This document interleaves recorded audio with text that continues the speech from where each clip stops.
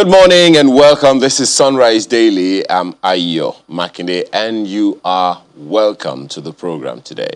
Well, as you know, so many issues always begging for attention. You may have watched us, News at 10 yesterday. There was an education summit held in Kwara. There was the UN with ECOWAS, on the Vision 2050 and so many other issues. But there was one that's been in the news most of the week, and that is the issue of the refineries, the rehabilitation of Nigeria's refineries. But there was an interview granted us yesterday, and in case you missed it, here's a bit of it.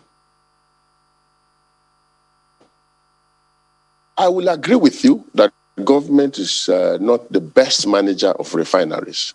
And that's why this time we are actually going to have a professional manager to manage refineries. We're not going to manage the refineries at all. I've said that for the opt-in time. But we believe that we should get the refineries back to life before we decide on the option of whether we are going to privatize or sell off the refineries. Who are the people? Which companies are getting what? Port Harcourt Refinery, the contractor for Port Harcourt Refinery Rehabilitation is called Tecnimont. It's an Italian company in partnership with Daewoo. That's the consortium. Warri Refinery is Saipem, and Kaduna Refinery is also Saipem. So they are different. It's a different contractor for Port Harcourt, but the same contractor for Warri and Port Harcourt because it's a package.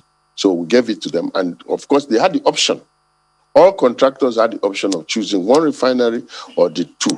But all the contractors requested for that package, which contained the two refineries. So we gave it to them as one. Was there a bidding process? It was a bidding process. It came from 30 interested companies, came down to 5 companies pre-qualified, and then, of course, Saipem won. Was there any Nigerian companies on that bidding process? No, there was no Nigerian company on renewables. What we are telling the rest of the world is that we cannot join that race to renewables now. If you tell me, in the definition of renewables, you tell me that nuclear energy is a renewable fuel, while gas is not, I disagree with you. So what we are saying is, yes, the West has defined renewables. They are saying they want to move to renewables. That they must also allow us, because we have a lot of gas resources. We have a lot of petroleum resources generally. And we want to be able to at least achieve our energy-based load as well. That means we want to also be able to provide electricity to all our citizens based on what we have. Then we will join that conversation. The issue of subsidy, you've mentioned it. The whole nation know that that is not the right thing to do. Don't you have the muscle to stop paying subsidy? So what we are saying is, look, before we do this, we need to put some structures in place so that the impact on the people will be minimized. So what we are trying to do is to try to create an alternative which is cheaper, which is more affordable. So that structure is being put in place. Well, I will not give you a date now. The Vice President is actually leading an effort, and we're working out the details. And very soon, especially with the PIB passed, we will come out and we'll tell Nigerians what date subsidy will kick in. As I said, so many issues always begging attention. And, of course, the refineries, the petroleum sector, the energy sector, no less. Now, here's why this is interesting for me this morning. Nigeria's oldest refinery was from 1965, had the capacity to produce 38,000 barrels of crude per day and producing all kinds of fuels, petrol, diesel, kerosene, and the rest of them. You know, we have known from the very beginning that there is always going to be a need for us to ensure that this refinery is always functioning well.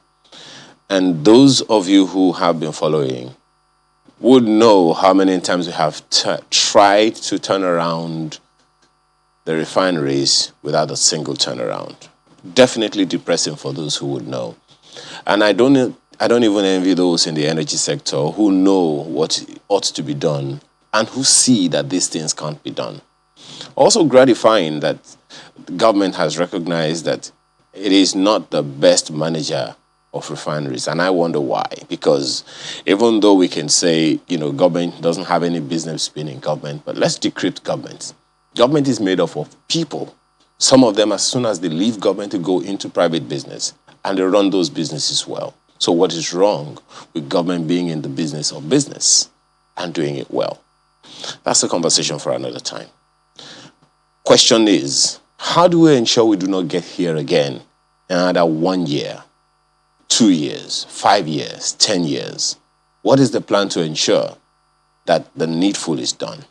Don't forget that we have privatized the private sector, at least the electricity sector, at least to an extent. How well are we doing in that sector? Some will tell you that we can't compare telecom sector, which is doing very, very well, fully privatized, with electricity sector. I don't know why, but those who know will tell you it's a lot more complex. Is the energy sector, the petroleum sector, any less? How do we ensure that even with the NNPC limited as it is, it's still going to run as profitably as Nigerians expect? So many questions. The refineries will start to work according to the promise of government this time. Maybe in a little more than 2 years. We're waiting. But the question is there. And people need to know. And government needs to make people know how we will ensure we do not get here again. Because the government of the day is not going to be the government of the day in the next 5 years.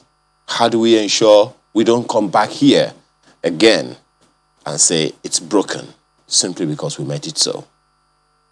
Many issues begging answers.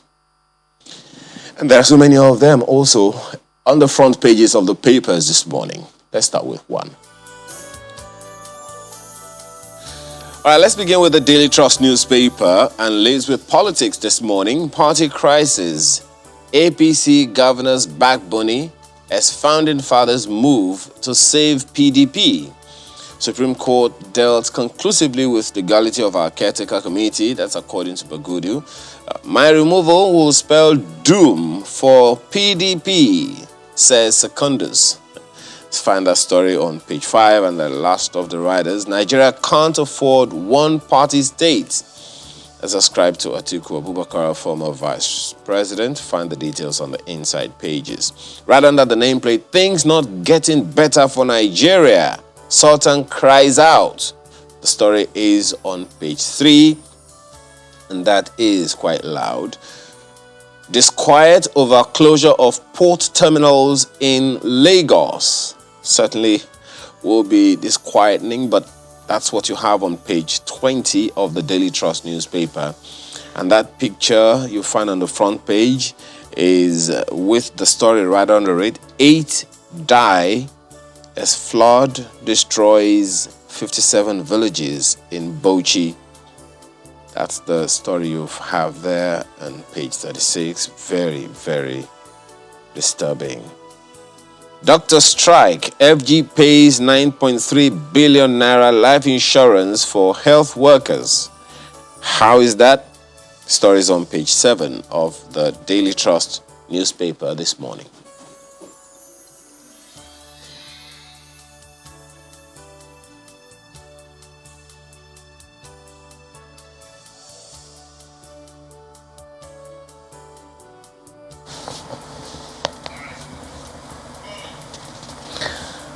Well, good morning, Ayo, and let's quickly take a look at Leadership Friday for you. You see this here. 1 month after Matawale's defection, sharing formula for political offices tears Zamfara APC apart. Governors demand 70%, gives 30% to Yari, Marafa, others. It's 50-50 deal or nothing, ex-governor's camp insists. Says Matawale can't automatically inherit state's party structure.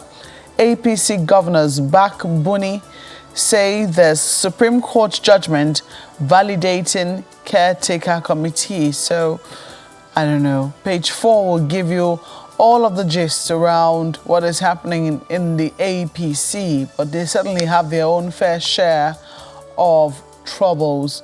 Be fair to Nigerians, Sultan tells political leaders, well, he seizes every opportunity now to speak truth to power. You see it right there. Be fair to Nigerians, Sultan tells political leaders. A number of other stories are right on the front page. Banks refunded over 89 billion naira to customers in June. Okay, so what happened? Maybe some transactions going all right, especially with the advent of online banking, things not getting to where they ought to get to. So you eventually will get a refund. So they have documented that, and I think that's what the CBN might be coming out with. But don't quote me. You might want to read the story on page 6 to see if it's something else. Were they defrauded? Were they owed? Were there mistakes? Did they sue them? We don't know. But page 6 could give you details to that. Banks refunded over 89 billion naira to customers in the month of June. That's from the CBN. You have a number of other stories right on the front page. You risk losing your licenses. DPR wants 27,000 filling stations. It's a new business now in Abuja. You have to ask what's going on in that, in that regard. A number of other stories are right there on the front page for you, but let's leave it there for Leadership Friday. Check out what happens on the front page of the Guardian newspaper. Crisis lingers as PDP BOT fails to reach consensus. Why is that? You'll find the details on the front page. Continues on page 6. Fresh peace panel set up to resolve crisis. Members split on Wike's Secondus feud. Wike's presence generates controversy as party confirms his membership of BOT. And PDP national officer withdraws resignation. Interesting. The details you'll find on the inside pages. Of course, you see a number of other things there. There's a picture on the front page and so many other things. And under that one, the third wave hits harder as 35 Ogunko members test positive, 18 in Niger. This is getting very interesting. COVID-19 cases surge in Africa, records highest weekly deaths. Nigeria records 747 highest daily infection in 6 months. With more than 172,000 deaths, continent accounts for over 4% of 4.2 million COVID-19 related deaths. We have to take precaution. That cannot be said for too long, and the figures are just not looking like it. Don't forget the things that have been said, and let us do our bit. Don't destabilize Nigeria. Embrace dialogue. Where is that coming from? FG tells striking doctors, don't destabilize Nigeria. Well, the story is on page 3 of the Guardian newspaper this morning. Malkwe. Well, take a look at this. Vanguard is the next one now, and they focusing on also the political crisis in both major political parties. I have to qualify that right. Crisis. Stakeholders rally to save APC, PDP. PDP BOT sets up reconciliation committee. APC governors pass vote of confidence on Buni. APC explains Supreme Court judgment as crisis in Osun, Enugu fester. Will resolve PDP crisis with internal mechanism. That's according to Otom. Wike storms PDP BOT meeting. Atiku calls for calm. Sacking current NWC portends danger for PDP. That's according to Secondus.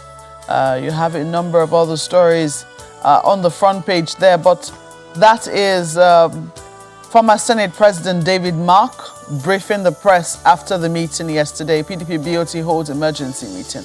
That's what they have there. You have a number of other stories at the bottom. States responsible for most of your demands. Federal government tells striking doctors.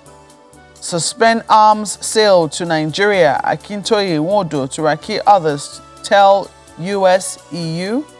Okay, you might want to read why on page 9.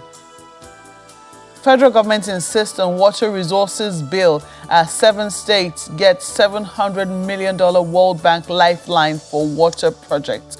They also have a number of other stories on the back page. That's Vanguard Sports. Tokyo Olympics, Nigeria sits at 71st position as 46 African countries yet to win medal. Well, that's what's there. Enikwechi suffered mental fatigue, coach reveals. Adekuroye feels she disappointed Nigeria, says Igali. Oh, never mind. There'll always be a next time, Adekuroye.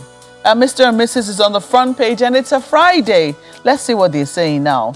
Well, Mr. says, yes, you told me that your car smokes. And I told you it's not as bad as you think. Why don't you believe me? By the way, what do you know about cars? Well, Mrs. says, I may not know a thing about cars, but people say there's no smoke without fire. As simple as that. So please, change the car. Anyway, let's leave it there for Vanguard newspapers this morning. What a way to make your request. Nigerian Tribune is next, and it's not very pleasing if you take a look. Things getting worse in Nigeria, Sultan says, and all of that you have on the front page leads you to page 3. And the riders are no less damning. Suspend arms sales to Nigeria. Akintoye and Wodo Turkey tell US, EU. Why? Find the details on the inside pages. Kano elders sue NAS, AGF over IPOB's decision threats. Stories on page 3. And Nigeria's dissolution won't solve problems. Ganduje tells secessionists.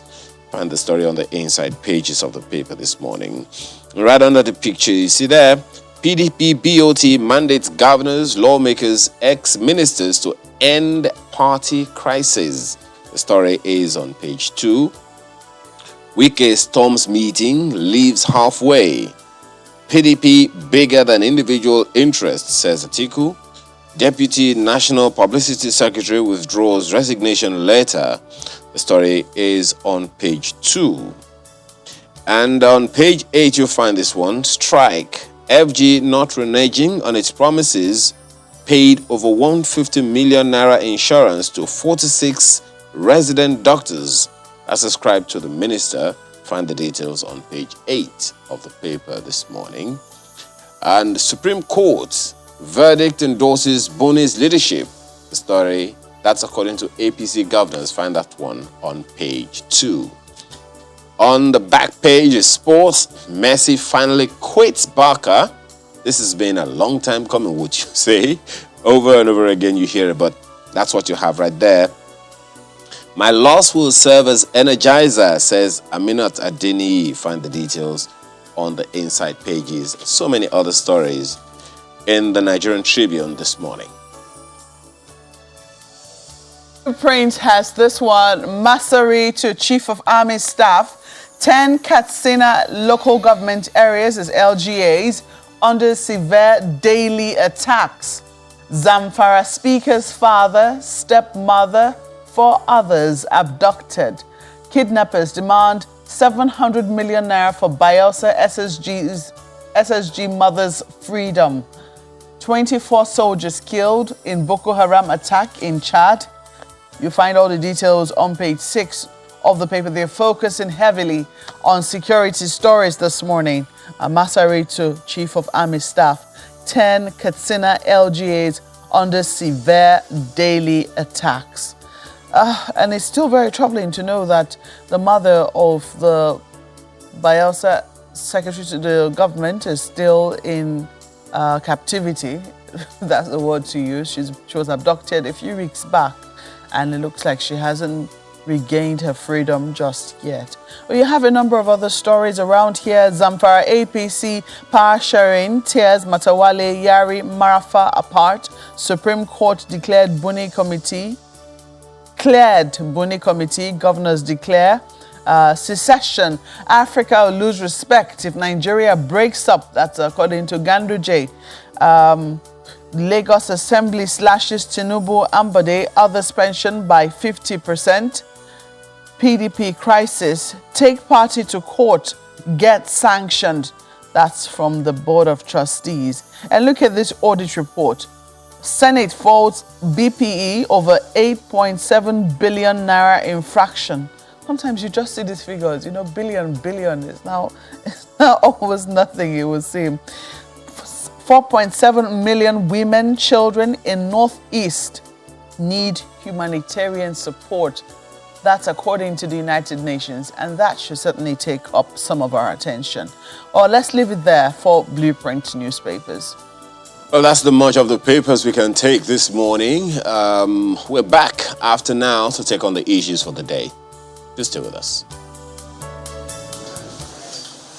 The National Association of Resident Doctors have been on an indefinite industrial action since August the 2nd, 2021, and authorities in the Health Ministry are meeting journalists majorly to explain what they describe as misinformation and disinformation of the public regarding the strike action. We do not want the public to start thinking. The Minister of Health begins by asking the striking resident doctors to return to work by Friday, 6th of August 2021. Striking is not a tool to be used at this time of need. And I want to advise that you go back to work by tomorrow. Then we're still appealing to the doctors to go back to the negotiating table. Key among the reasons the resident doctors are on strike are delays in the disbursement of medical residency training funds, non-payment of the salaries of house officers, non-payment of the national minimum wage consequential adjustment to resident doctors, abolishment of bench fee for outside postings, poor response of most state governments in domesticating the Medical Residency Training Act of 2017, and health insurance issues. However, the Minister of Health says only 5 of the issues affect the federal government. At the moment, Nigeria has over 176,000 cases of COVID-19, as 2,167 deaths have been recorded from the virus. The government is concerned about the effect the strike action will have on its efforts to tackle the situation, especially as the cases of the Delta variant increase. We are already receiving reports that persons who are appearing with symptoms that look like COVID-19 and going to hospital are being rejected because they are told that the resident doctors are on strike. This is dangerous.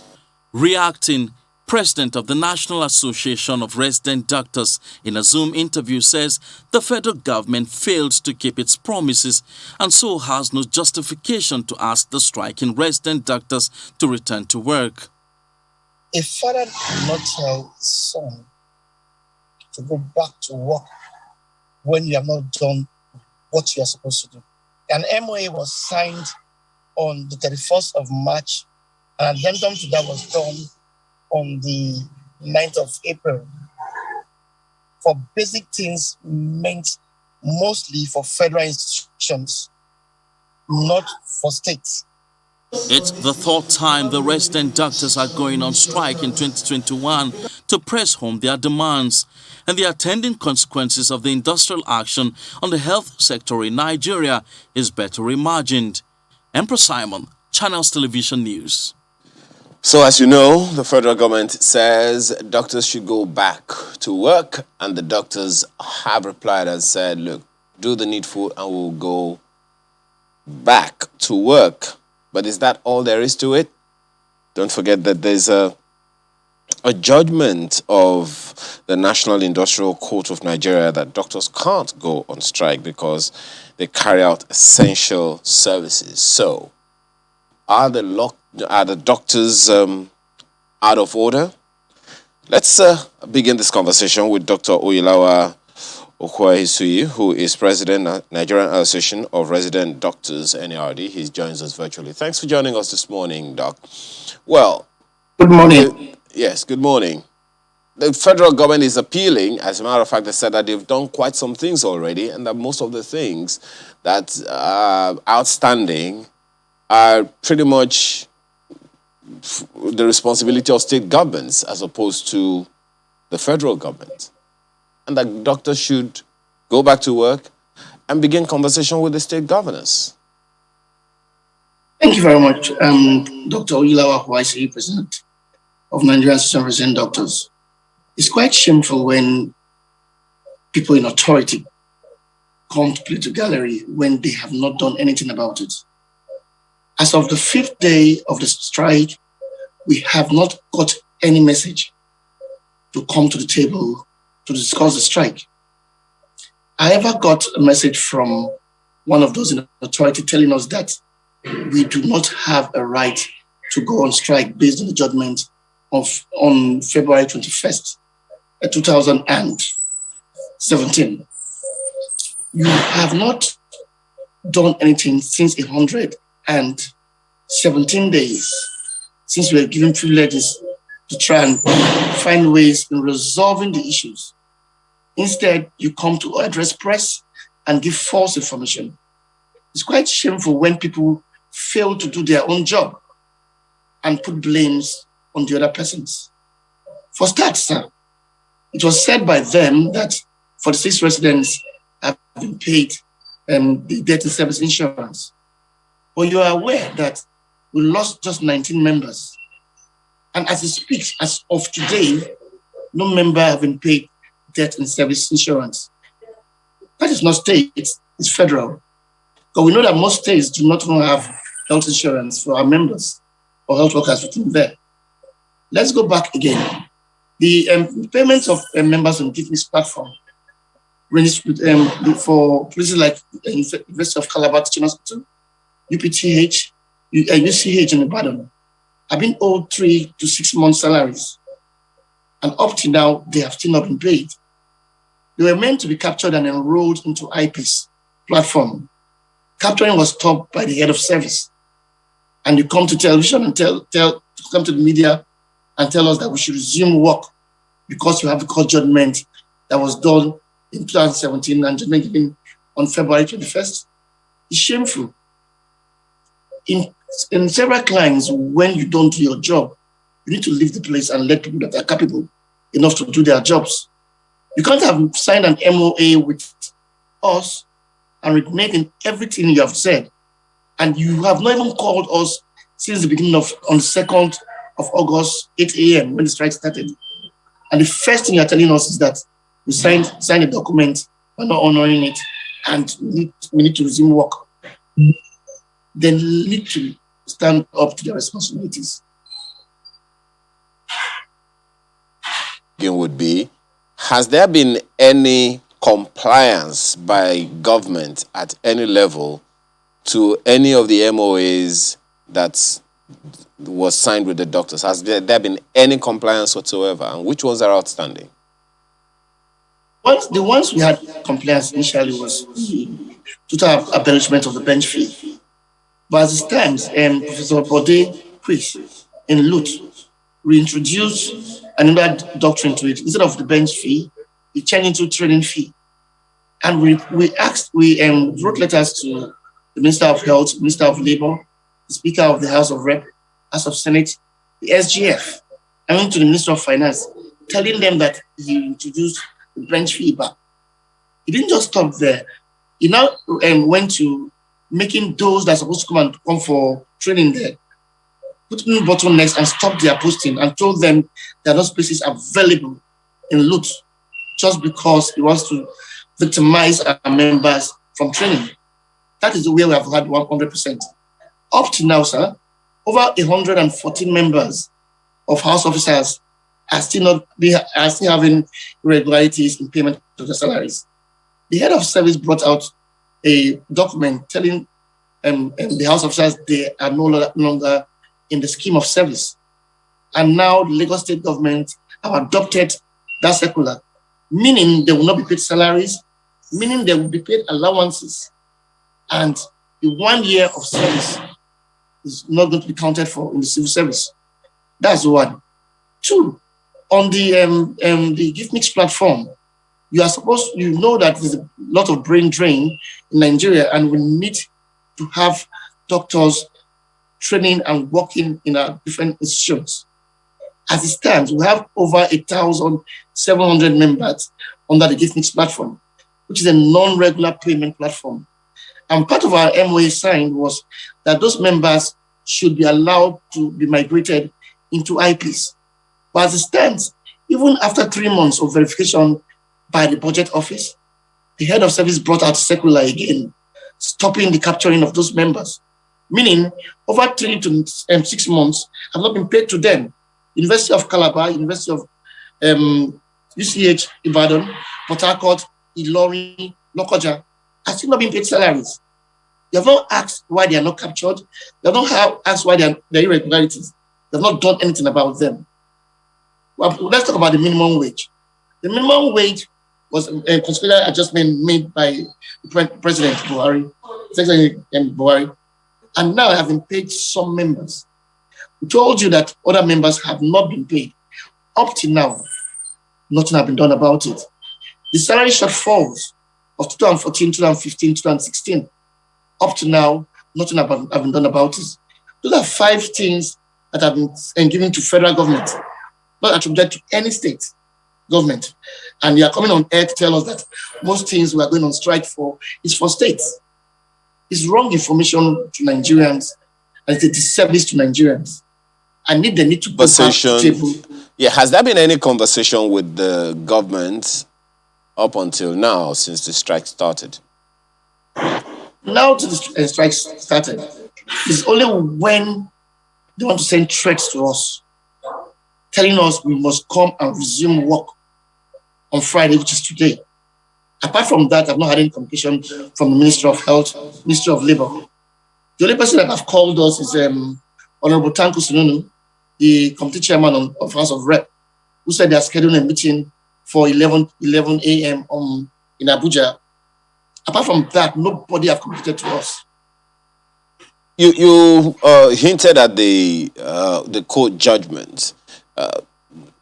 From what that judgment says, it is clear that the NARD is not deemed by the court as a trade union and consequently cannot go on strike as a trade union, but as essential service providers. Is this something that is known to the NARD?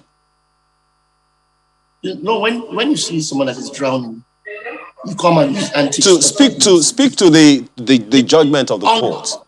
On the judgment was against a past president in 2017, Dr. Oyebuchi and John, where some members were taken, the National Nigerian Association of Doctors were taken to court and said that we did not have a right to go on a strike.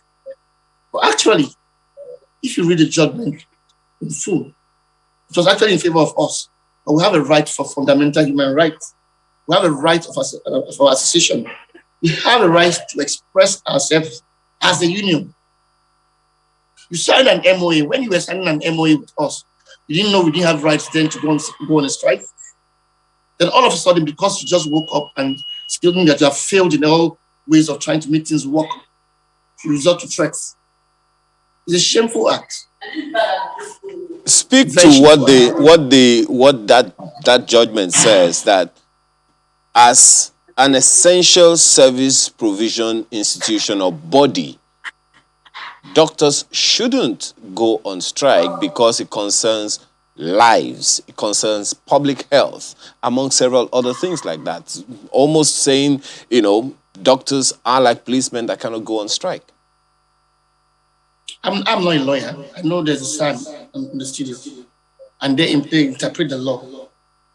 I've discussed with our lawyer, and I was told practically that the judgment was not interpreted in the right way. I think that's why the Minister of Health is getting it wrong. The same thing that they said about the 2014, 2015, 2016 areas, and said the matter was in court. Even when up to now we have gone to court to check, it's a false information.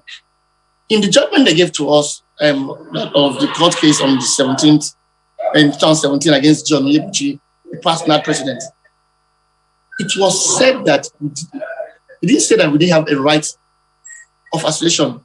Neither did it ban us from demonstrating our fundamental human rights or to act as a union.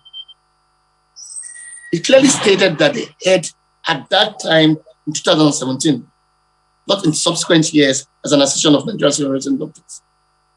So they should stop shying away from making and trying to make the system work and showing their size of failure, what they do, and address. You know, we have a legal practitioner in the studio with us. Dr. Paul Ananaba is with us here. He's a senior advocate of Nigeria.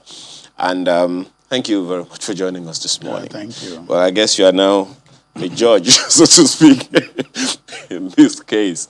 You know what the judgment of the court is, and you know all the things about, you know, this particular case, you know, and the judgment from the industrial court.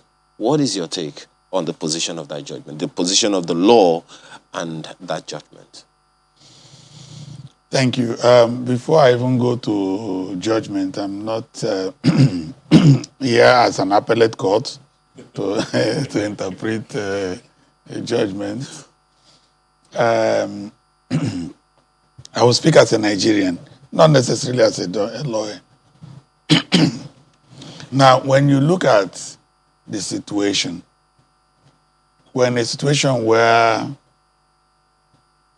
we are in a third wave of COVID-19. And in this third wave, people are now dying, and all this while, all the predictions about Nigeria and COVID had failed. And gradually it's climbing again. Not only on the front lines of health, many businesses have crumbled. People are suffering.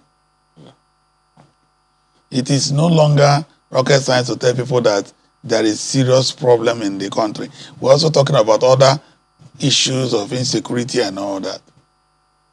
Now, in this third way, when we should actually continue to at least save Nigerians from untimely deaths from this COVID, this strike. And notice was given in this strike from what we hear. We get to a situation in this country where not just Nigeria NARD, most unions give notice and nothing happens until the strike begins. And then everybody wakes up, from the government to even Nigerians and civil society organizations. What is the essence of notice? The essence of notice is, I want to go on strike. The Trade Dispute Act says 15 days. You give that notice. If you want to challenge the notice, it is at that time. Health is not one of the areas where we should allow a strike to start. And then we are in the strike. And I won't be surprised if there will be other strikes, even after notice had been given. Now, that being said, the issue is right to strike a fundamental right? My answer is no. It's not a fundamental right. In many countries, it is a legal right. There's a difference between a fundamental right and a legal right. Legal right is you can strike, go on strike. But it's not fundamental. When it's fundamental right, it attaches with you in your blood. It's like your blood. Nobody can remove it. Now, even if it was a fundamental right, which was what Joseph Arewesebe was grappling within that judgment. Fundamental right is also not absolute. It can be derogated for. And one of the areas is public health. Okay. So it now means that for whatever it is, even if it is a fundamental right, you can also restrict it on grounds of public health and public good, public morality, and all that. Is that the basis of... Now, that was the basis of Justice Araboshebe's judgment. And the judge was saying, in that particular case, no notice was given for the strike. So the judge was like, well, it is doubly wrong. And you can win the argument and lose the man. I don't think that the important thing now is to insist on judgment. If the judgment was to be flashed, it is when the notice was given. You invite the NRD and say, look at the judgment. You can't go on this strike. But it's common ground that there are grievances and there are wrongs to NARD. Why don't we address it? Why didn't we address it? Well, why are we not showing plans to address those wrongs? You have 40% of the workforce of medical practitioners in the country. Should they be ignored? Those are the issues. Well, I agree with you on that, but to that issue, when you say that going on strike is not a fundamental right. It's not a fundamental right. But right of association. Now, the right of association is a fundamental right. It's a right to associate, to form association within the law. You can have NRA, Nigerian Medical Association, Guild of Medical, and all that, yes. Now, if that association wants to engage on a strike, that is a different thing. It becomes a legal right. Okay, let me stoke a bit of fire, Dr. Ananaba. Yes. So, part of the fundamental right is freedom of expression. Yes. Right? Yes. So, this association says we want to express ourselves. Yes. Through a strike. No. The freedom of the fundamental right of association is just what the president of NRD just did now, airing his views. There's no fundamental right of expression that is by strike or by physical action. The law envisages expressing yourself or in writing, in speech and all that. Not for you to, okay, I want to express myself, I want to knock down a building. That's not what the law envisages. Okay.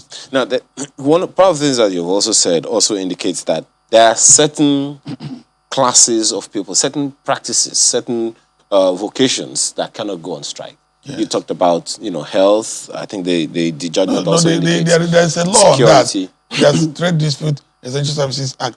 There's a law in the country on that names, even though it did not include health practitioners. Okay. It mentions the military, electricity and all that. Those that cannot go on strike. That are essential services for the purposes of trade dispute. Okay. These are all technical, legal things. Okay. So, but really, Section 45 of the Constitution says, even when you have a fundamental right, it can be restricted on grounds of public health. By whom? Who does the restricting? By the states. I give you an example. You have a fundamental right of movement, of expression. If your movement is to go into a person's farm and destroy the farm, the state will say, no, this your fundamental right of movement is to walk along on the roads, public roads, not to enter into another person's house and start beating the person. Yeah. So fundamental right is not It's not absolute. absolute. So my right stops where yours starts. Exactly. And the point is, where do you strike the balance? So the Constitution says what is reasonably justifiable in a democratic society. I go back to that question. Who does that restriction? And the then restriction is done by the state. How? Who in the state? The state is so Now the executive power of the state lies in the executive. In this case, the Minister of Health? Well, the presidency. The minister is in the presidency. And that's why I was raising the question and said, that's the person to whom that notice had been given to say, we want to go on strike. Why didn't you exercise the powers to say, you cannot go on strike for this judgment? Okay. Or can we discuss? Or this or that? The problem, what we've seen over the years in the country is this notice will just expire, there will be strike. A month, a week, and then we'll start seeing on television meetings and meetings. No, the law envisages that within the 15 days notice given, if there is unfinished business, go and do it. If there is negotiation, do it. Avoid the strike. The law actually doesn't encourage striking because it hurts the country, it hurts businesses, it hurts individuals. Now, when I recall losing a very great friend of mine, he had a laboratory around the Lut area. In one of these strikes, he was rounding off his PhD in medical laboratory science. And in one of these periods, he was engaged in saving lives, people who went to Lut for medical attention. He had a medical emergency. He was rushed to Lut, and getting there was strike. In the process, the young man died. And people wept and wept and wept. That is just that person. Thousands of Nigerians will die as a result of this. So when I hear people in the National Assembly and all that, President say, come back, consider the situation. Those in public office should also consider the situation when they get strike notices. That is the point. Perhaps the challenge here is the process of getting it all done. We should be taking a break in a little bit, but I believe that Malcolm, my colleague, has a question for you. Malcolm, go ahead. Well, Mr. Nanaba, it's so good to see you in our studios in Lagos. Well, we've been zooming for a while. I wanted to ask you whether you think that there's a way we can strike a balance. So if the law is not exactly in support of this essential services going on strike, is there a way that we can also put some penalties on those who, have the onus to make sure that these institutions, these sectors work optimally, that they too, if for any reason these people too are aggrieved, that there ought to be some penalties if they ever find themselves in this sort of situation? Because it would seem that we've tied their hands essentially, when they are aggrieved, it seems that they have no other way of expressing themselves. What are your thoughts on that? Mobe, I totally agree with you. You see, that's the point I've been making. What does the law intend when it says give 15 days notice? That's what you're saying, and that's the point. What the law intends is that within these 15 days, take action. And I will imagine that the Ministry of Labor, which is the ministry directly attached, should take steps. There are directors in the ministry responsible for this. There should be liaison with these unions. Now, what we are faced with is, you knew that you signed memorandum of understanding with this NARD. They called off the strike they had earlier in the year. Now they are saying our members' COVID allowance are not paid. Insurance our members are suffering. These are labor-related issues, industrial relations. Now, these are sent to you saying, if you don't do anything for 15 days, we're going on strike. When these are done, nothing is, they are not the issues are not addressed. You allow it, they go into strike. You say, no, there's a court judgment, you cannot go on strike. Well, that's not what the intention of even the court judgment is, because what you are now saying is, whether you like it or not, we have a judgment, you cannot go on strike. Well, there are many issues even around this one that you have talked about now, but the question my colleague is asking, you haven't really quite addressed it, which is, if the law, has envisaged this, is there anything in the law that would also compel the persons who manage and coordinate the activities of those who are not supposed to go on strike to ensure they do not? But you take that on when we return from this break.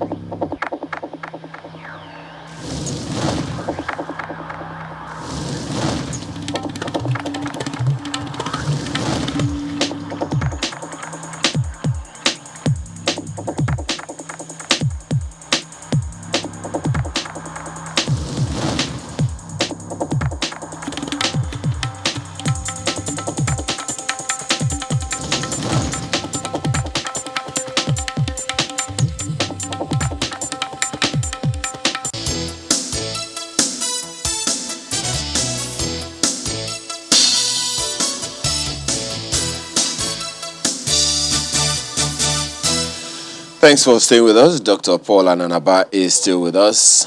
Beg your pardon?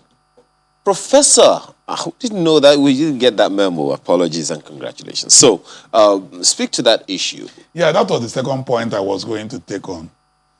It would appear as if the question is, let's go and deal with leaders of NARD for going to strike. No, that's another thing altogether. Now, the question Malwe asked is, the people, there is that provision of the law that says public health providers shouldn't go on strike. But then... No, there's no such provision. That's not the point. That's why we're going wrong. What is being said is you can cease work, which is what is labor union described as strike. Now, it is not a fundamental right. Even if it were, it can be restricted on grounds of public health, constitutionally speaking. Okay. That's what is being said.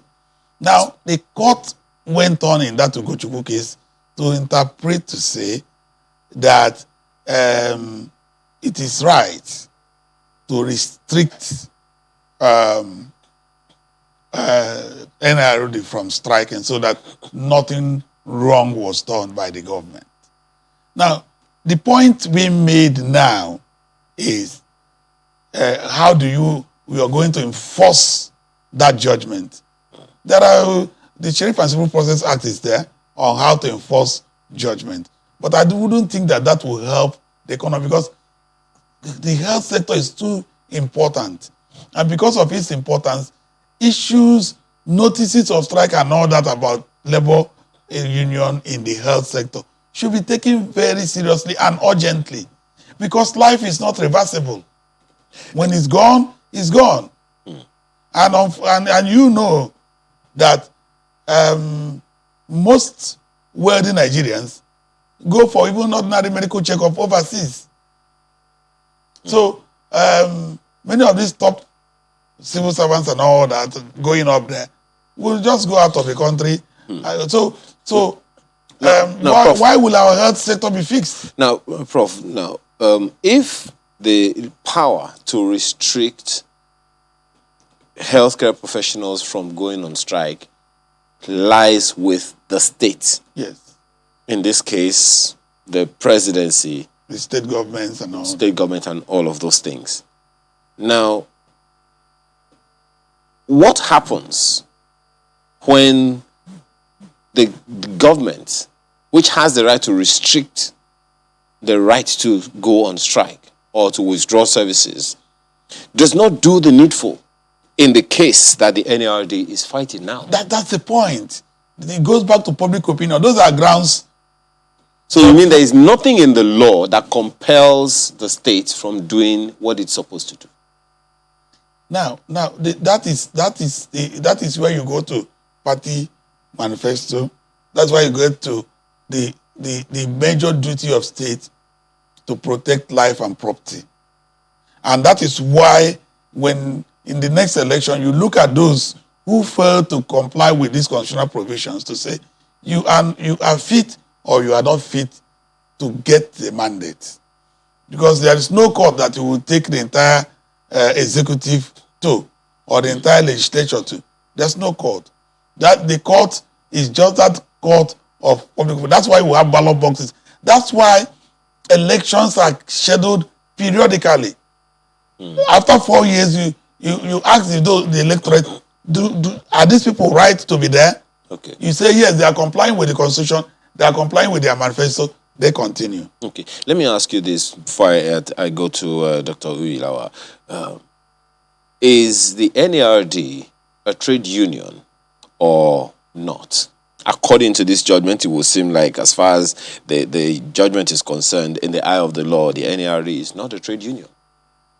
I don't think that is one of the issues that went to court in that case. Okay.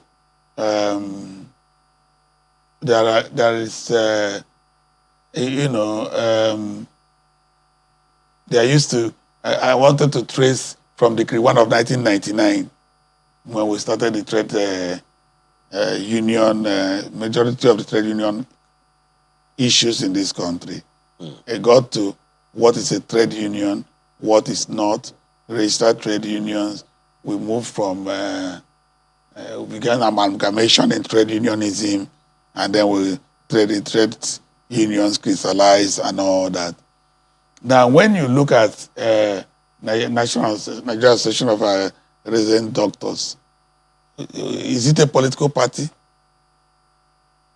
It's an association of medical practitioners. So when you talk about strictly trade unions, you want to talk about Nigerian Medical Association. It's just like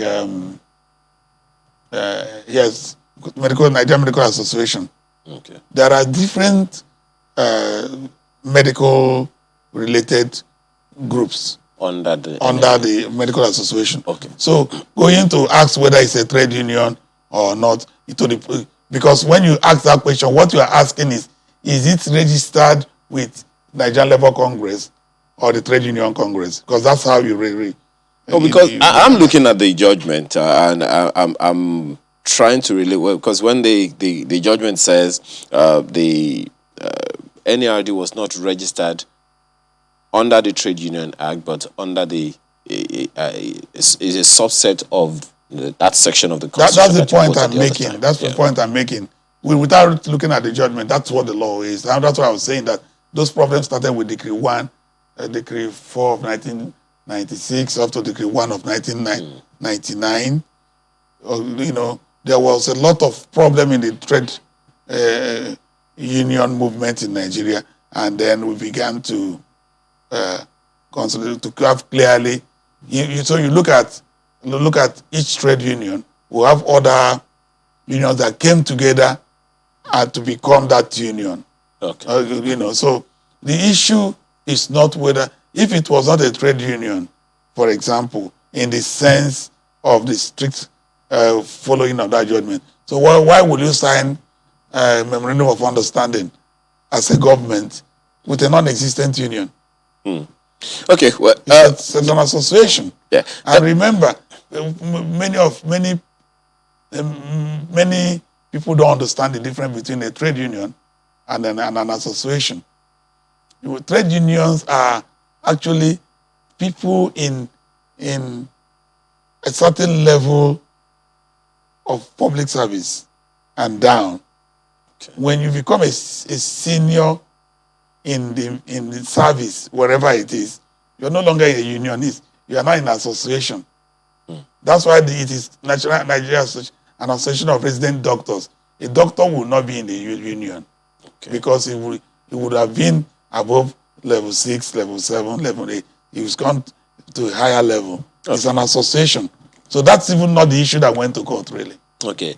I was going to bring Dr. Uilawa on now, but I understand he's just stepped away for a bit, because all of the issues are around this health provision. But Prof, perhaps another issue here that needs to be made clear is, what are those sectors? How are they insulated according to the law? How does the law insulate them from withdrawing their services or going on strike? If they are not supposed to go, it would mean that those who are supplying those services or providing those services to people have been insulated by the same law that says they cannot go on strike. Well, my take on that is governance, and government must govern. Government must govern. I repeat again, government must govern. And governance and leadership evolves. It's come to a time beyond the Trade Dispute Essential Services Act to now, perhaps with the Ministry of Labour, begin to have a forum or a roundtable of these essential service providers, rather than waiting for the letters of the law, let things go wrong and we start interpreting law. That could meet periodically to review grievances and issues and ensure that those in essential services don't even contemplate a strike. This is why the law talks about essential services. Is how can you, if you're in the armed forces or in the electricity sector, everybody leaves the power plants, and goes, what will happen to the country? You are in sensitive areas like this, the health. Are you with me? Yeah. These are areas you cannot afford to say everything is gone down.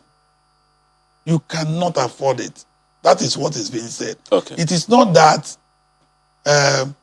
these people should now be used like rags because, I mean, you cannot go on strike. After all, you cannot do anything. That's not what the law envisages. Absolutely. Okay. Well, Dr. Kwaisi, one of the questions that's arisen here is the status of the NERD, whether or not it's a union that can go on strike. And you've also heard the senior advocate of Nigeria here tell us that, you know, as public health practitioners, there is a sort of expectation that, you know, the law envisages that, you know, shouldn't go on strike. How does that come to you?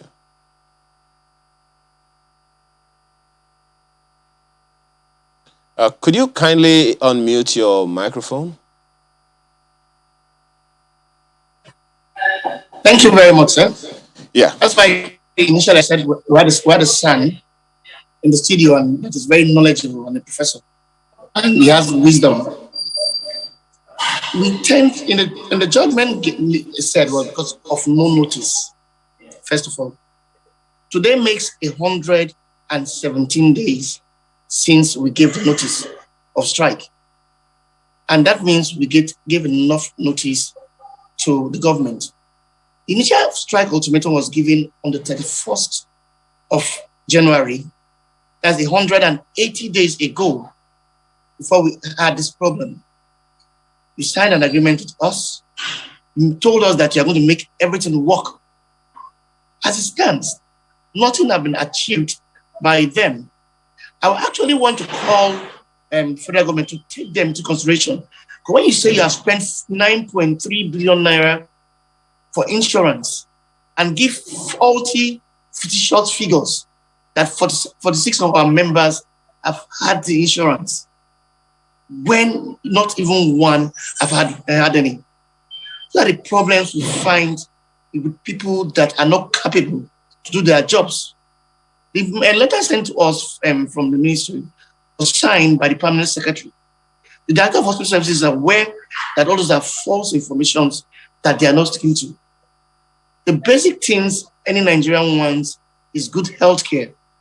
Can any of them state, based on them being in charge of the ministry, tell us any zone in Nigeria where we have good functional hospitals, where everything, basic things you have is there? Apart from private-public partnership, we don't have good MRIs, no CT scans, no staff to be on ground.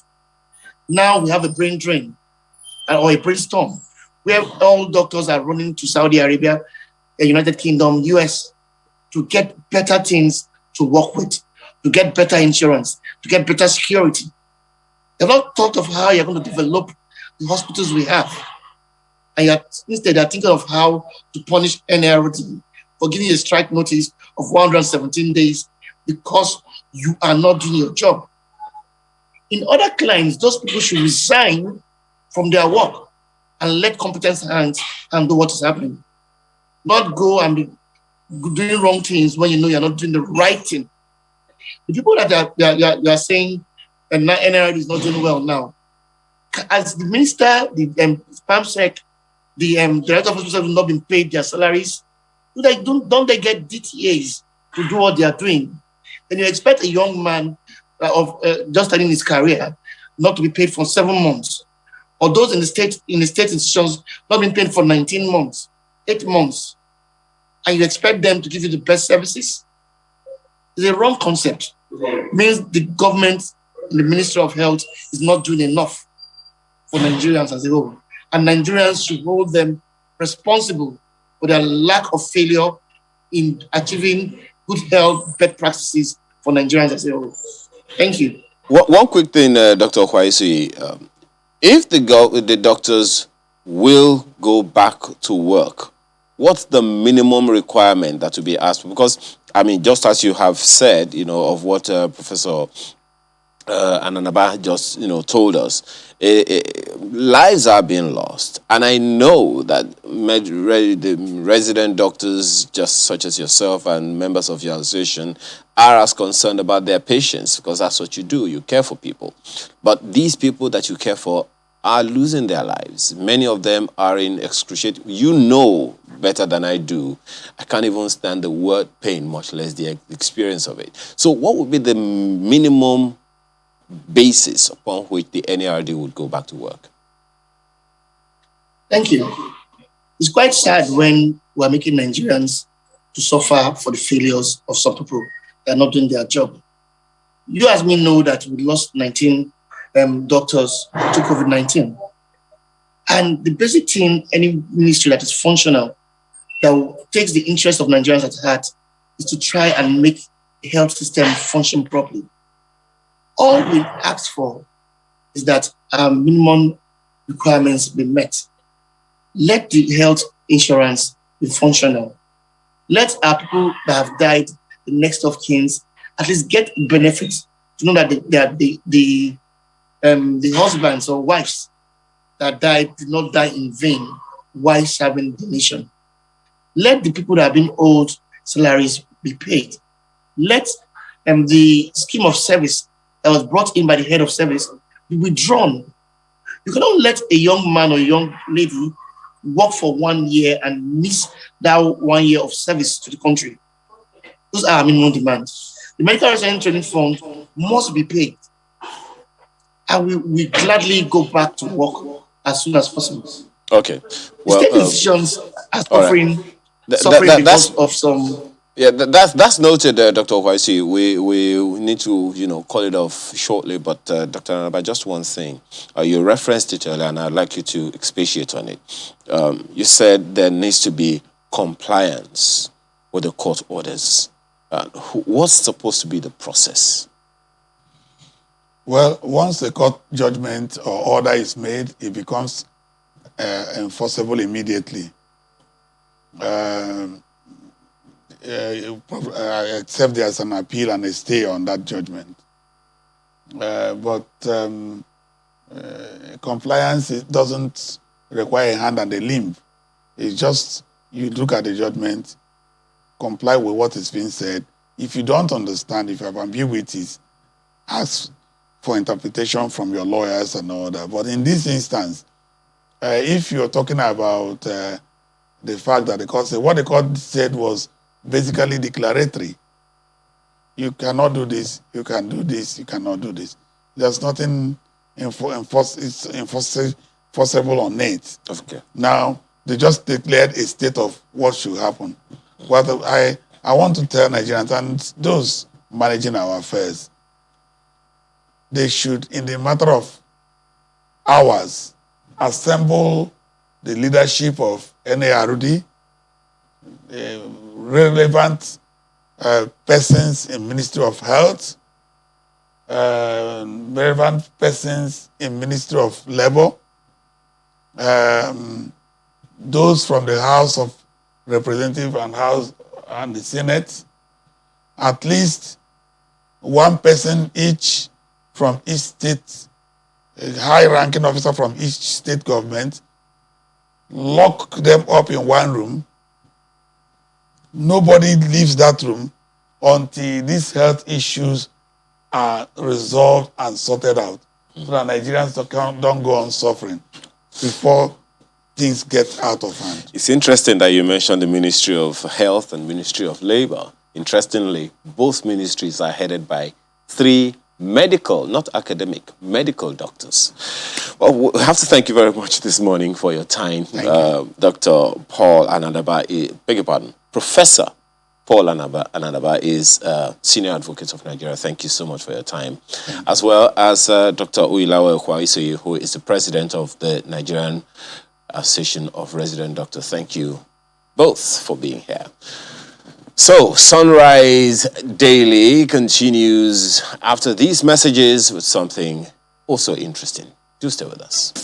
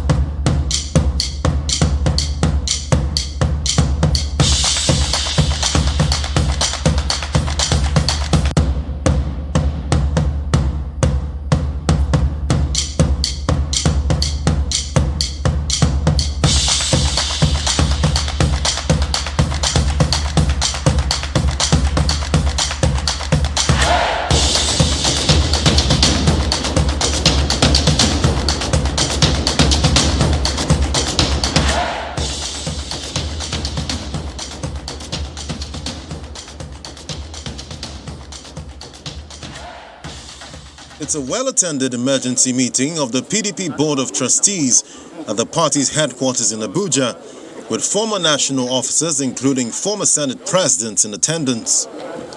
The meeting is part of efforts to address some of the internal crises rocking the party, including defections of members and the resignation of some principal officers of the party, as well as calls for the sack of the Secondus-led National Working Committee. Thank you.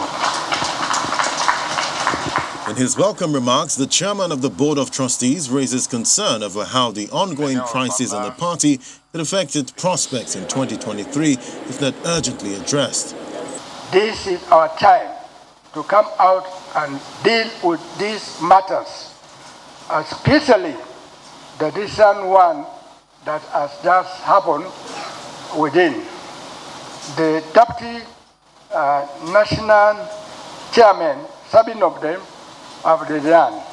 There has been some sort of cold war within the PDP leadership structure, with some members of the party calling for the resignation of the chairman of the National Working Committee. The party has also lost some of its members to the ruling party, and most recently, 7 principal officers of the party resigned, a situation that reignited calls for the sack of the Secondus-led National Working Committee. The PDP national chairman, who is at the center of the storm, now addresses the gathering. He notes that despite the divergent opinions, the NWC is interested in smooth transition of power at the party's national convention in December. Issues of this nature must be handled quickly and swiftly, because any dislocation will cause an infraction and will result to several unknown issues that we may come out and we may not be able, but God forbid. The PDP is expected to elect officers who will lead it into the next general elections during the national convention, tentatively scheduled for December this year. However, many within the party see the recent development as a huge threat to the party's chances in 2023. Well, that's what we're sinking our teeth into, the rumblings within the PDP, which is threatening to blow up into a crisis if it's not yet a crisis.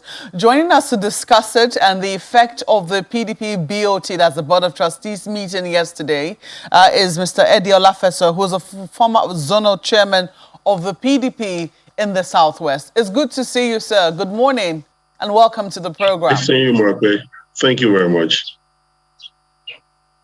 Well, you have been, I'm sure you must have been monitoring what is happening within the rank of your party, the ranks of your party, and some of the crisis. I'm very reluctant to use the word crisis now, but the rumblings have been on. We saw 7 deputies threatening to resign. I think they have finally resigned, as confirmed by the chairman of the party yesterday. But everyone says this is about a ploy to oust the chairman, the current chairman of the party, Uche Secondus. What are your thoughts on the plans for his ouster? Why is it brewing at this time that the PDP needs to be coalescing around a common cause? Thank you so very much. I think this moment calls for restraint. This moment calls for calm.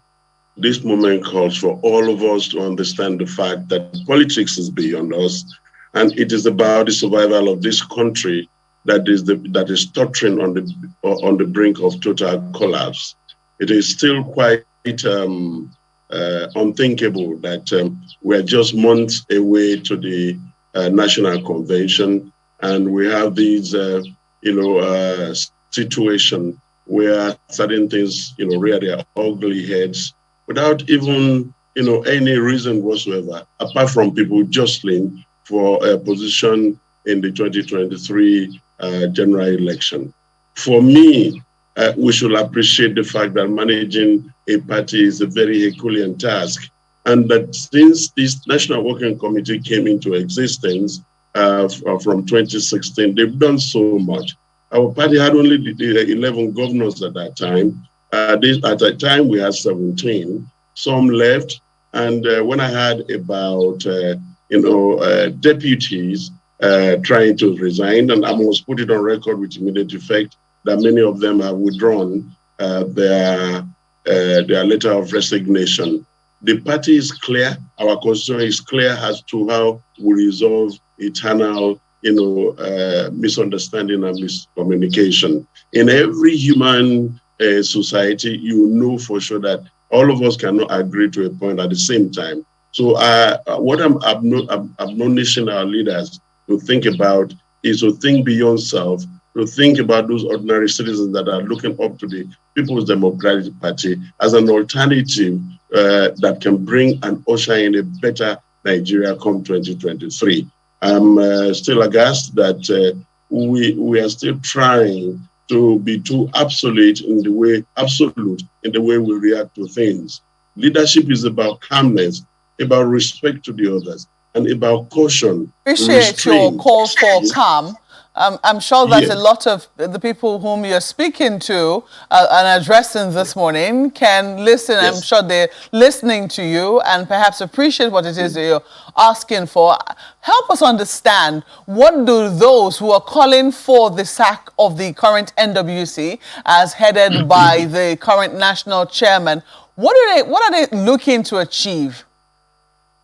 You see, it's a disconnect that can actually create danger for the party in the future.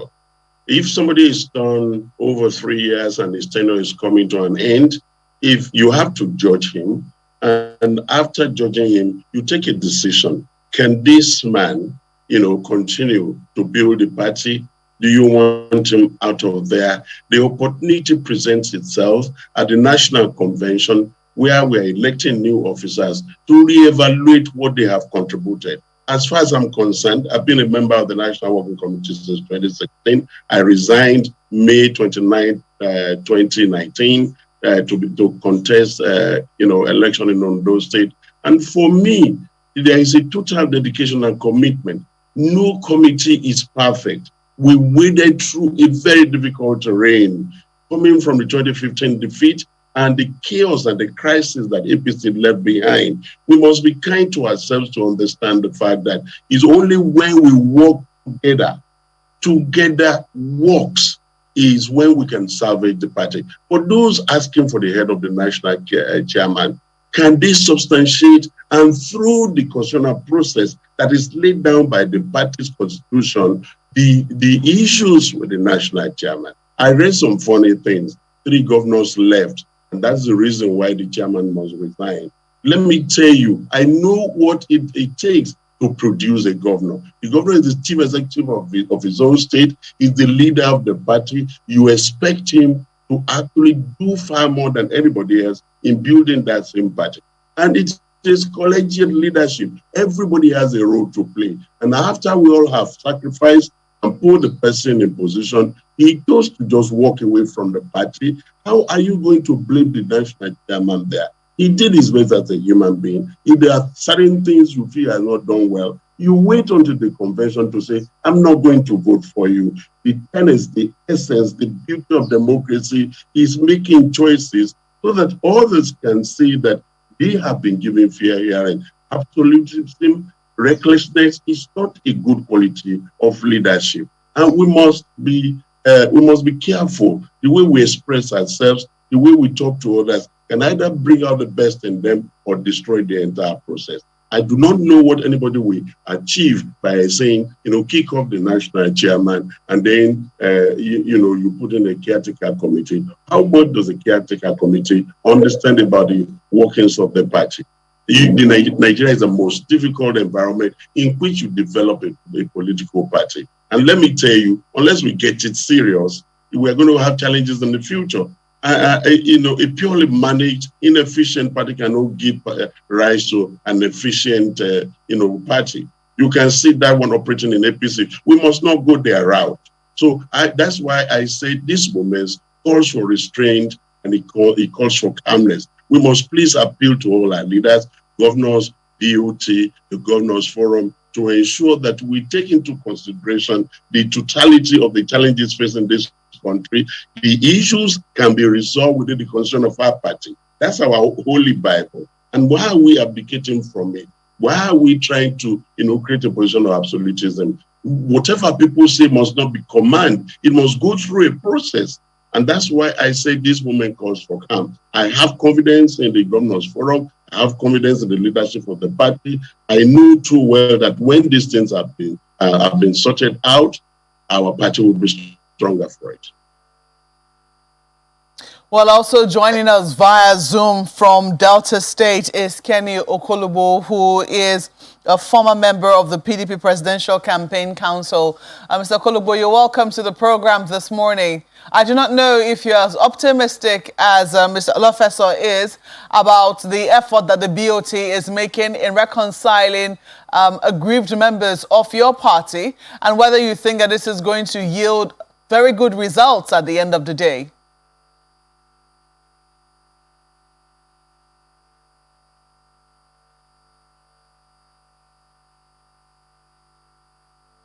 Oh dear, it looks like we have lost him briefly there, but I believe that we'll work on getting him back.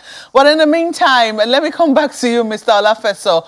How optimistic are you about the reconciliation committee set up by the Board of Trustees, considering the fact that backdoor efforts to reconcile members of the... Well, before I ask you that, let me quickly put this question to you. Were you surprised yesterday to see the governor of Rivers State there at the BOT meeting, even though it was much confirmed later that he is a statutory member of the PDP BOT? Certainly, I'm not surprised. And we need to talk to ourselves. I'm glad that he showed up. And that is very, very important. If there are challenges, if there are misgivings, if there are misunderstandings, we all should sit as a family to resolve it. I've never known, a family, except in a very severe and probably psychopathetic case where there are misunderstandings in the family and you take a gun to shoot one another. His coming in there is well appreciated. And no doubt, what we are saying and what I believe in, having served at the highest level of the party as a member of the National Working Committee, is that unless we embrace each other and begin to challenge ourselves to do better and excuse personal interest that can lead to extreme divisive tendencies, we're going to be in trouble. What we need at this moment is unifiers, not vilifiers. And sometimes when we need to talk to one another, we must do it within the confines I'm afraid I was asking if you were surprised to see him there. Can you hear me? I was asking if you were surprised to see him there. I mean, a lot of people thought he was invited, but what we understand now is that he's a statutory member of the BOT. From what we understand, usually governors are not, sitting governors are not members of the BOT. Is that correct? He is a statutory member of the BOT. For a long time. So his arrival is, doing his own role. So I'm not surprised that he came. And no matter what, at his level as the governor of a state and the leader of the party, he is equally welcome in any meeting to express himself, either as a sitting member of that body or as an individual who is interested in informing that body of developments in his own area. So that he showed up should not be a matter of concern. And I don't think he's at war with the party so that he could be destroyed. I don't think anybody is at war. If there are misunderstandings, we must be mature enough to deal with them the way they are. We're looking for statesmen, not, rabid, ravaging politicians. You must first of all consider all this. This country is dying, my way. I don't know what is happening in Abuja, but here in Akure, people are really, really strangled by the misery and poverty in the environment. Every political party must concern itself with alleviating the situation here. So Governor Wike's arrival at the BOT is welcome. We must talk to one another. We must find a way. Have confidence in the BOT, the Governors Forum under Governor Tambuwa, and the Reconciliation Strategy Committee led by Dr. Bukola Saraki. We will resolve this and we will all come back together as a member of one family, desirous of improving the destiny of our nation. Well, Mr. Kenny Okolugbo now joins us via phone. I believe that he can hear us now. Well, if you can, Mr. Okolugbo, I'd like you to wade in on whether you're optimistic as to whether the committee, the reconciliation committee now set up by the PDP BOT, will achieve what has not been achieved in the last couple of months, trying to reconcile aggrieved members. What are your thoughts on that?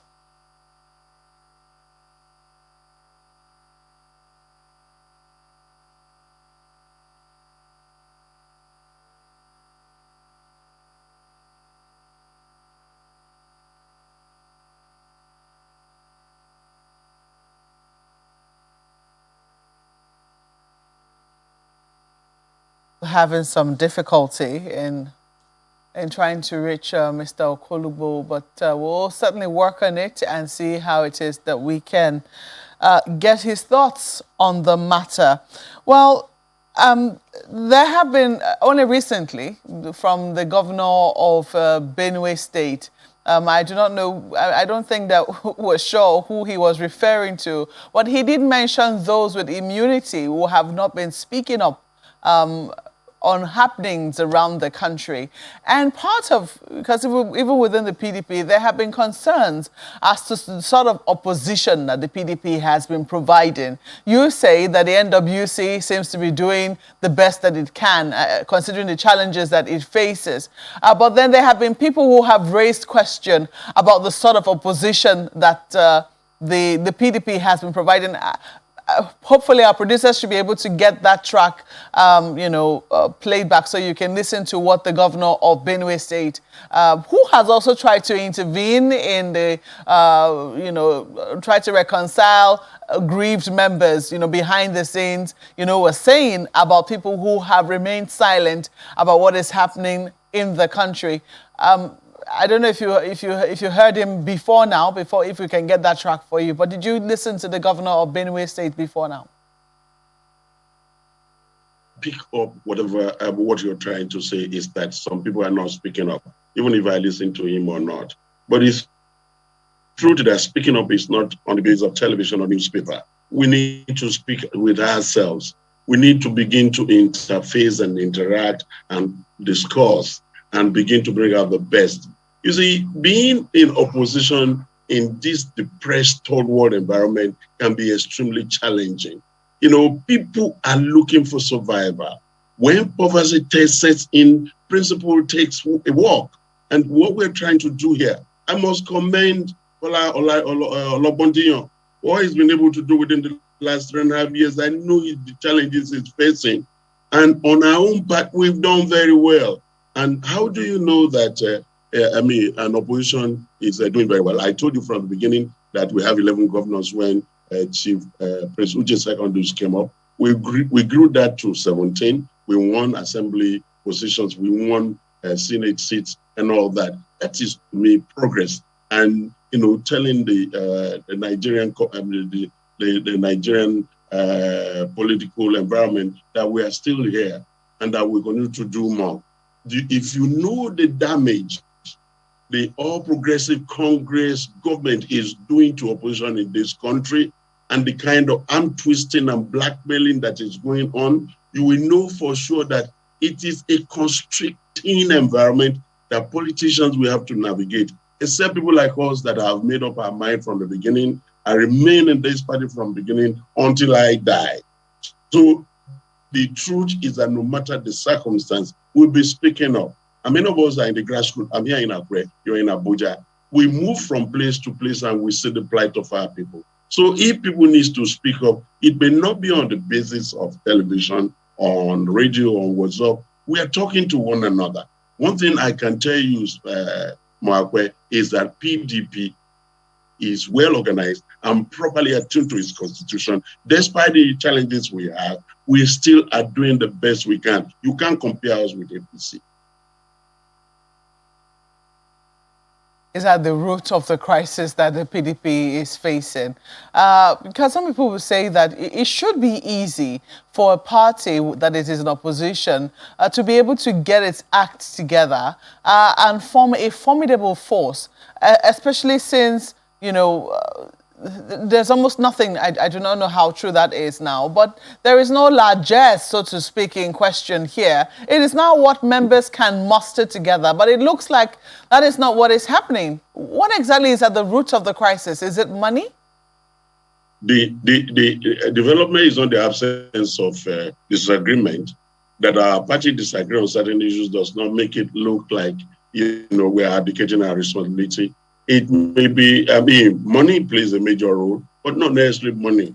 The denial and the total absence of opportunities, chances for people to grow in this environment is part of the challenge of the opposition. Look, I was there during the last governorship election. I know how much the ruling party were doing for, voters. And believe me, don't blame them. Poverty constricts, it dehumanizes. Hunger does not know anything called principle. So in the wake of this, people are baited and they will fall for the bait. But few of us still remain constant in what we try to do. And we believe that there are no prisoners should be taken in this matter, and that we must try and avoid the slash and burn strategy of yesterday and come together to embrace each other as brothers. No situation, even in a war situation, people will still come around to the round table to discuss matters. And I know too well, the meeting of the Governors Forum, the BOT meeting yesterday, even the ex-governors of our party are holding meetings and talking to each other for this moment. And I know for sure, and within the next few weeks, you will see that these issues are resolved and the party will move forward. We have just 4 months to the convention. So every party member who is entitled by the Constitution to select new leadership for the party, we have the opportunity to say, it is for you, it is not for you. Let us move on. I hate a situation where you create, a chaos by saying that, a constitutionally elected body must give way to, an irrationally, permit me to use that word, concluded group of people to run a party. It is not a tea party. Now, PT Prince Uche does a lot because I've worked with him. It is not a tea party. We must recognize that. If there are things we needed to tell him to do better and do more, let's do so. It is not decapitating our party and starting all over that will be the solution. It cannot be. It will never be. So for us, we will continue to talk to one another. We must continue to find opportunities to rally people around us. Despite the poverty, Nigerian people are still clamoring for those beautiful days of getting fuel for less than 100 naira, exchanging the dollar for less than 200 naira, creating a form of security. Said Olafeso. Yeah. Yes. Let's see if we can take the comment of Kenny Okolugbo that we were trying to get through to him the other time. We have him on phone now. Thanks for joining us this morning. Thank you very much. Can you hear me now? Yes, we can hear you loud and clear. So, are you in the same, camp as optimistic as Mr. Eddie Olafeso? Well, the truth about it is, I remember in April when the news first broke through Kazim, and he called for the resignation of Uche Secondus. I clearly said then, it was on your sister program, that we have about a couple of months to go to December 9th when the tenure of Uche Secondus will be up. And my opinion is such that we shouldn't get into the same trap that the APC has gotten themselves into trying to form a caretaker committee. If you ask me, are we satisfied with Uche Secondus' performance? We are not exactly satisfied. It's like some of us are very vociferous that we have thought that we should have led a stronger, more viral opposition. But then again, at this critical point in time, I do not support the fact that we should be rocking the boat just 4 months to the end of his tenure. And so by the time the Board of Trustees met yesterday, it made a lot of sense that the committee was set up, but it was actually too late in the day. But it's better late than never, because if they had taken the hint from April when these agitations started, that is why I cast my mind back to April when the news first broke and the agitation for Secondus to leave started, they should have nipped it on the board. They should have started meeting with other organs of the party maybe the deputies, that the 7 deputies they resigned would not have resigned. They should have activated the board of trustees, which has been activated right now, which is the conscience of the party. And they would have started meeting with not even the governors, but some of the other members of the party who were aggrieved, and also the critical stakeholders. Then they could have met with those 3 governors, the other 2 governors, because the other governor had actually left, the Bumahi of Ebonyi. But they could have met with the Zamfara governor and the Cross River governor, and might be would have been able to nip their leaving the party in the bud. So I actually think that we should give the Reconciliation Committee some time, even though it's late, but we shouldn't rock the boat. All right, well, questions abound, one of which is where you sit. Exactly what are the issues? But we'll take that on when we return from this break. Do stay with us.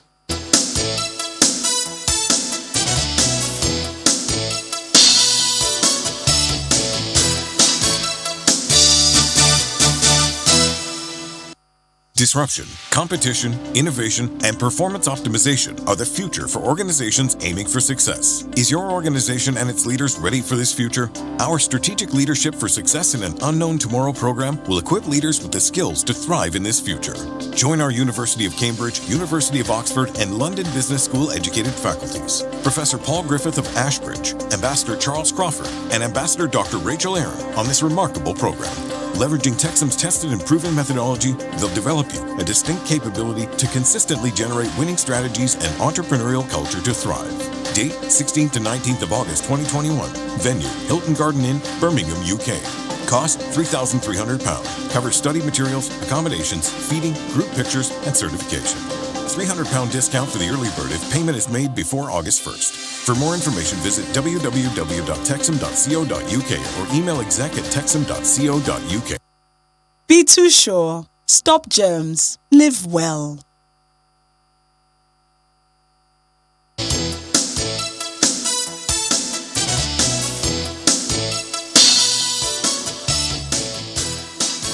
Thanks for staying with us. Kenny Okolubo is still with us here with Mr. Eddie Olafeso. Kenny Okolubo is a former member of the PDP Presidential Campaign Council. Now, one of the questions that's been put to Mr. Olafeso earlier is exactly what are the issues and why is there so much rumbling in the party? Well, it's not far-fetched. When you are actually going to a transition, you always have issues like this. People are dissatisfied. You should also understand that we have been used to power for 16 years. My apologies, 1 second. When you say people are dissatisfied, what about? Is it about money? It might not just necessarily be money. It might be the fact that you're looking at the leadership. You see, we are going against a government that has totally failed. The APC government has failed in all its ramifications. I mean, there's not... if you look at the unemployment rate, it's 33%. The inflation just got down from 19%. That is the highest misery index we have ever had in the history of this country. People cannot even purchase foodstuffs at the market. We have never had it this bad. And you know, when you're going against the government that has totally failed, like the APC government, and you find people decamping from an opposition party to that party, and not even 1 but 2 governors, a couple of senators, a couple of members of the House of Reps, members of the State Assembly, then you ask yourself, what is going wrong? Because at this point in time, we should rather be garnering a lot of goodwill because people see us as an alternative to get this APC government out in 2023. And so that is where the dissatisfaction comes from. And if you look at it again, we have just a couple of people who are vociferous on the national scene. The media plays a lot of role in opposition. And the Secondus-led National Working Committee has not been too effective in that aspect, we must agree. And even though I would rightly not support the call for Secondus to resign, we must also have to tell ourselves the bitter truth. You know what Lai Mohammed was doing to us when we were in government? I'll just give that as a typical example. I know how many programs I was against him and a couple of others who were in the opposition. Some could have been propaganda, but the pressure was kept on the PDP government. And we did not feel like the way the APC government is feeling right now.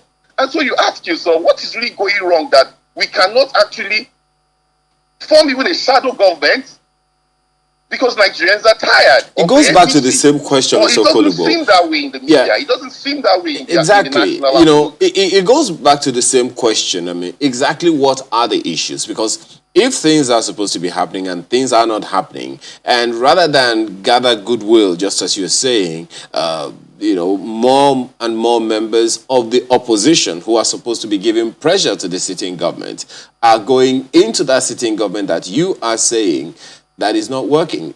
Could that be that those people who defect to the ruling government are saying, we really like what it is that the ruling government is doing. We are not with this opposition party. That is why it's very worrisome, because I like the angle you have to actually looked at it from.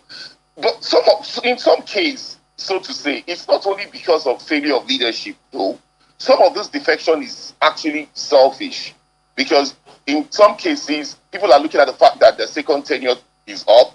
They might not be too comfortable with the fact that they don't have the structures of the party, and they're going to a party where, of course, the two parties, either PDP or APC, the governors are the leaders of the party. But maybe they've been offered some more soft landing in terms of how they're going to go in terms of transition of their second tenure. They could rush at those carrots that has been dangled in front of them. Okay. But what I'm saying, the dissatisfaction, like I rightly said, is that we have not been able to up our game in the media. I have said that already. I'm sure you noted that. And then again, we have not been able to visit the states.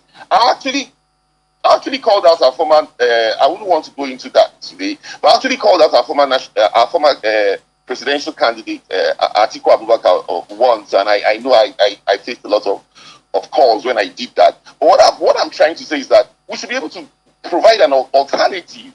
And the NWC has not been able to provide that alternative 100%. Okay. Yes, right. Kola Ologundiyo tries, but can it be only Kola Ologundiyo? Well, there's so many things that we expect that will still happen as a result of this conversation that you've had with us. But for now, we have to thank you very much because we are running completely out of time. Kenny Okolugo is a former member of the PDP Presidential Campaign Council.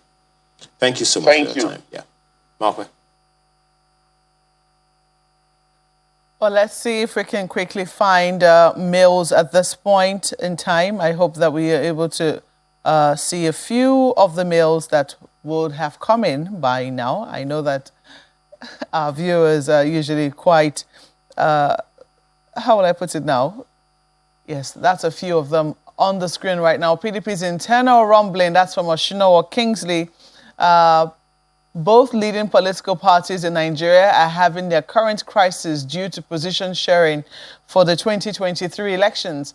None of them has pragmatic plans on how to rescue a nation from poverty, insecurity, unemployment, misery, hunger, and backwardness. That's from Oshinowo Kingsley. Well, thank you very much, Okino. But just quickly, let me say thank you to Eddie Olafeso, who is a former zonal chairman of the PDP Southwest. Thank you so much for your time and your thoughts this morning, sir, as well. We truly appreciate it. Thank you, my brother. Well, appreciate you. One of the reactions that has come to the conversation you've had with us is from Ejike Eze, who says about the PDP rumblings, contrary to what our leaders keep telling us, Nigeria is not a complex country. Nigerians are not difficult people. When leaders fail in their task, they blame it on the complexity of the country. That's from Ejike Eze. Well, Henry has a pretty lengthy one to us, talking about recurrent strikes in the health sector.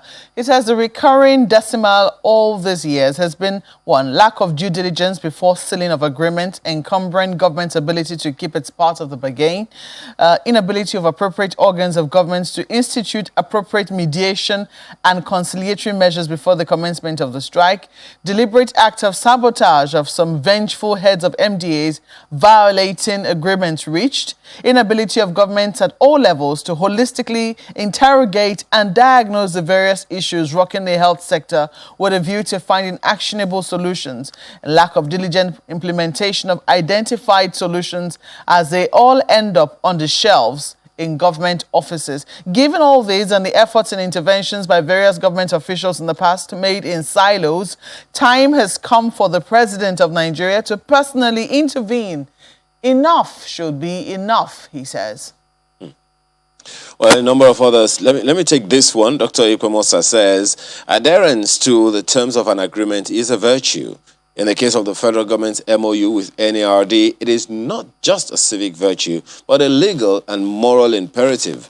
We must rediscover the dignity of work by placing value on our workforce. The mobile indifference to the plight of resident doctors by those in authority inspires a murkier arena for expressiveness and lackluster commitments to diligent service. A worker deserves his or her wages. A worker is entitled to demand better conditions of service. Well, Demola Lalade will see us, as well as Alexander Alassa and also Rachel Okechukwu Duru. All of you writing in on the doctor's strike. We're sadly out of time. We'd love to take them perhaps next week. Thank you so much for engaging with our program this morning and for watching. I'm Maokwe Ogun Yusuf, wishing you a lovely weekend. And I'm Ayo Makide. Do not forget, please stay safe. Have a wonderful day and a good weekend.